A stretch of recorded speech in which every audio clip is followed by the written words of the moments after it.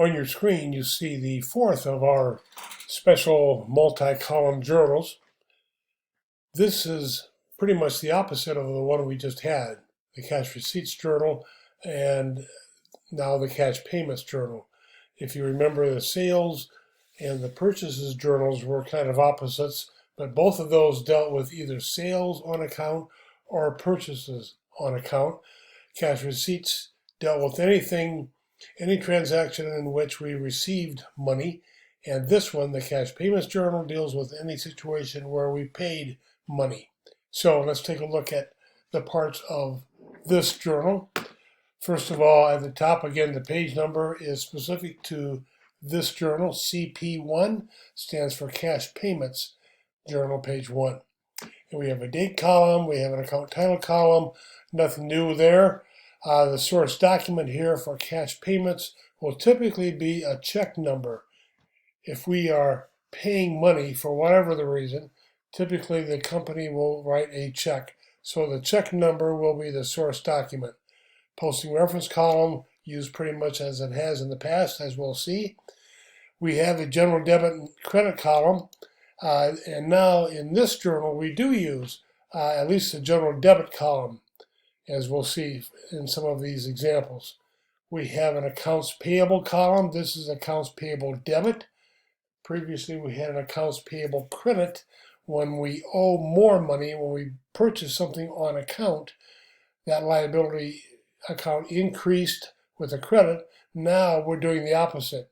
The accounts payable account, that liability account, will be going down because we are paying part of what we owe. So that requires a debit to the accounts payable. We now have another discount column. This one is called the purchases discount, and it's a credit, as we will see. Purchases discount, credit, and then cash credit. This will be used every time we have a transaction in this journal because we are paying money, which means the cash account will be going down, which requires a credit. So let's take a look at some examples here. March 3rd, 2020, this business, the Johnson Materials Company, paid an electric bill. So the account is called electricity expense. If you remember way back when we first started using these expense accounts, when we put the information into a journal, we use the account title. So we don't put electric bill. The account is the electricity expense, and that's what's debited. Source document is check 516. Now, there's not a special column for this. We need to debit electricity expense as we do with any expense. There's no special column for that. So now that does require that we use a general debit column. So that's why the $229.89, and obviously we're paying cash, and that is credited, $229.89. So one thing we don't have in this journal is a sales tax column, and hopefully you remember why from our discussion about the purchases journal. Same way here, if we are paying money, we are the customer. The seller deals with collecting and eventually paying to the state the sales tax. So the $229.89 that we paid includes any taxes that are relevant here. So we don't have a special column for sales tax, not needed. The next one, let's take a look at March 4th. Let's see what we did here. We purchased some office supplies. Source document 517.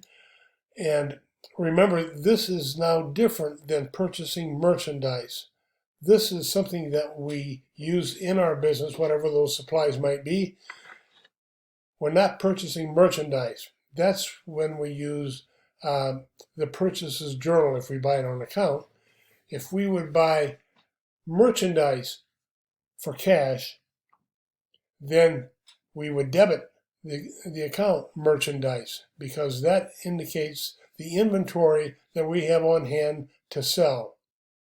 So a little difference here. The office supplies are things that we use in the business. So we don't use the purchases journal and we don't debit merchandise. We debit the office supplies. by 517, and the amount is 9540. Once again, we have more office supplies now. That's an asset account, so that increased. So we need a debit someplace, and we have to use this general debit column. We don't have a special column for office supplies. So general debit 9540, and again, that includes the sales tax that we might owe. So we don't need a special breakout column for sales tax, not when we are the customer. So we debit office supplies, and because this is a cash transaction, we credit cash. Look at March 9, Timken Steel Incorporated. You would find that this is one of our creditors, and we are paying a bill. So we owe money to the Timken Steel Incorporated.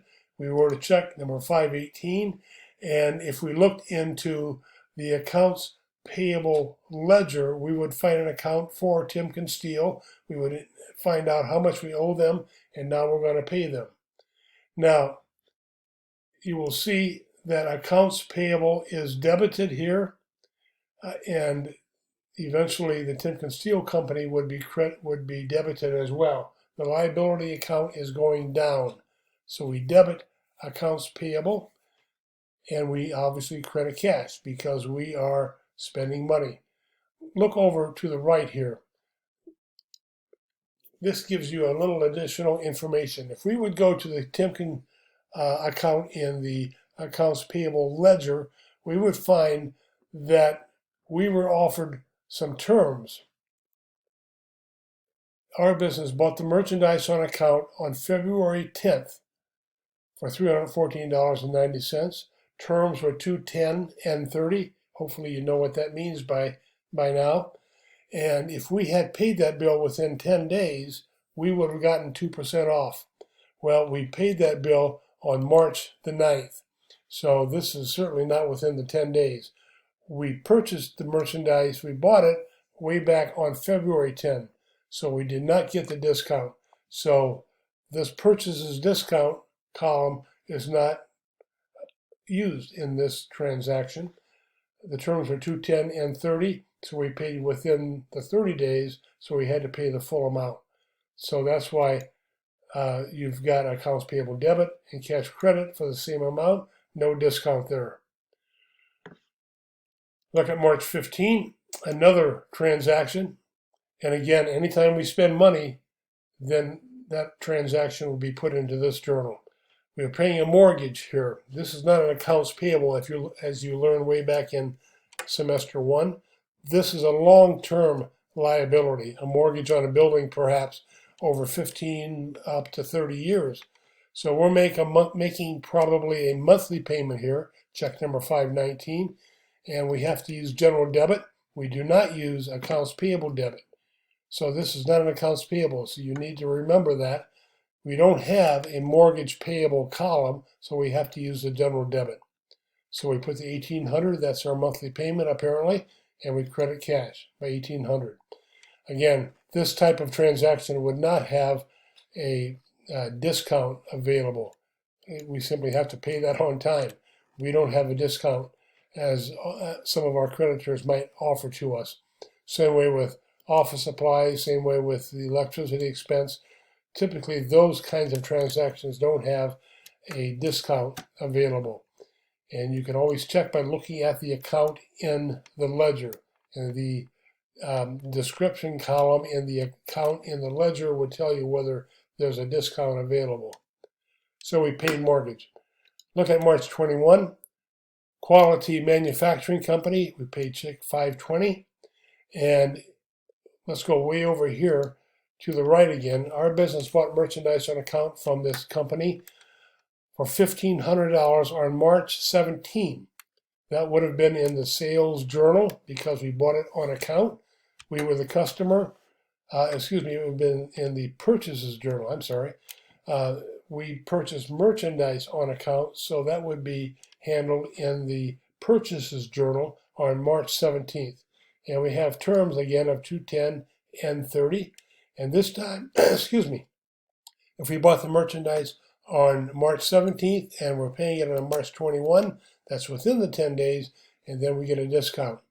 So we need to debit our accounts payable because that's what's shown in the Quality Manufacturing Company's account, and we want to close that account, make it zero. So we debit the entire $1,500, but we figure 2%. If you figure 2% of $1,500, you get a discount of $30. This is the account that's used. Purchases discount is credited, and this works as a contra account to the purchases account. Typically, when you purchase merchandise, you debit purchases, and this is the contra. It reduces purchases a bit because we got a discount of $30, and we didn't pay $1,500. We only paid $1,470. So once again, as we always said, debits have to equal credits. In this case, we have two credits. We have one debit, and they equal. And again, if you need to review this, do so, because this will be part of a number of problems that you'll see in the near future. March 25th, we pay telephone expense, and just as electricity expense, we don't have a special column. We have to use general debit, $57.70, and credit cash. Finally, on the 29th of March, Hansen Company, another creditor that we're paying. And once again, we have terms, and these are pretty generous terms. We bought merchandise on account, again in the purchases journal, on March 16th for $750.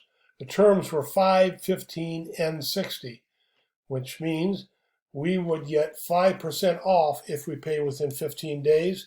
If not, if we don't do that, the total amount, the net amount, is due in 60 days.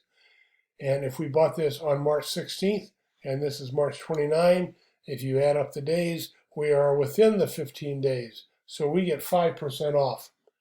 So once again, the debit for the total amount that cancels the amount that we owe is $750. That's debited to accounts payable. And when we take 5% of $750, you get $37.50. That's our discount, which would be in this column. And then you subtract $37.50 from $750, and this is what we paid, $712.50.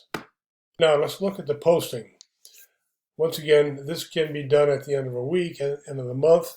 Let's say it's at the end of March. We post to the general ledger accounts these totals down at the bottom. We don't need to post, for example, all these credits individually to cash. If we have 15 or 20 more, that would take a lot of time, and it wouldn't be necessary to do it that way. All we need to do is post one total, $46.80.39, to the credit side of cash. And again, this total gets posted to purchases discount on the credit side. This amount gets posted to the accounts payable account in the general ledger on the debit side. Now, these columns you see don't have totals. For example, we don't add up these numbers because they're all different accounts. This goes to electricity expense, to office supplies, mortgage payable, and so on. So there's no total that goes to any one general ledger account. But rather, we will use the posting reference column. We will go to the expense section and debit electricity expense by $229.89. We will go to office supplies in the assets section, debit $95.40.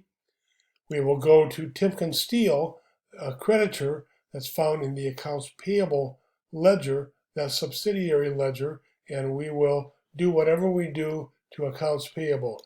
If we debited accounts payable by $314.90, we will debit the Timken Steel account by $314.90, and then post in the posting reference, put that account in there. We will debit mortgage payable. We will go to Quality Manufacturing Company and the accounts payable ledger once again, and same way with the telephone expense, and then we go back to the accounts payable to post to the Hansen Company. So at this time, then review this if you need to, and let's do a problem back on your course page.